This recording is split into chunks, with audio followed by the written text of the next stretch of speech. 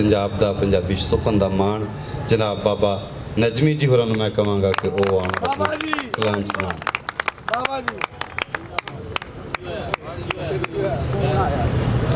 वाह बाबा जी वाह। अजय नहीं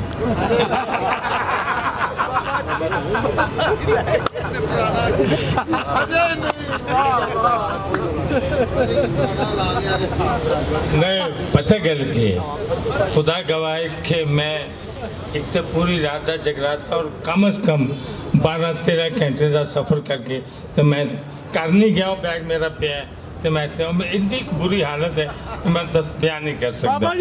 पर चूँकि ये सजना की महफिल है और मेरी ये सारा मेरा मुस्तकबिल बैठा होया है तो इस से मैं नहीं जा सकिया।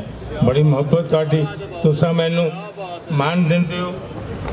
बहरहाल इन्नी शायरी सुनने तो बाद ईमानदारी की गल है कोई चंगी गल हो सकती दूजे आदमी को जिथे इन्नी सोहनी चंगिया चंगिया वधिया वधिया हर किस्म का रंग वेख चुके हैं सुन भी चुके हैं। बहरहाल हाज़री तो देनी हाज़री तुझी इजाजत है आगे।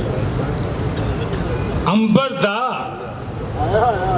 मैं बूआ खोल के वेखांगा।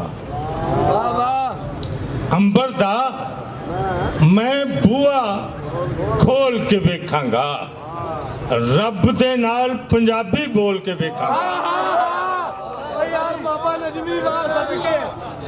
अंबर दा क्या बात है। अंबर दा क्या बात है। मैं बूआ खोल के वेखांगा रब दे नाल पंजाबी बोल के वेखांगा ते किन्ना भार है मेरा ओदे वेड़े विच।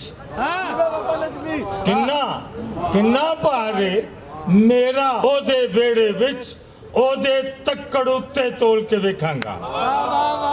किन्ना भार है मेरा ओदे वेड़े विच ओदे तक्कड़ उत्ते तोल के वेखांगा ओदे तक्कड़ उत्ते तोल के वेखांगा। दो शेर होर तुहानूं सुनाना ताजे बिल्कुल।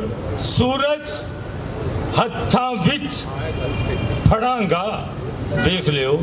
क्या बात है। क्या बात सूरज है। क्या बात है। हत्थां विच फड़ांगा देख लियो अपने हक लई जद लड़ांगा देख लियो।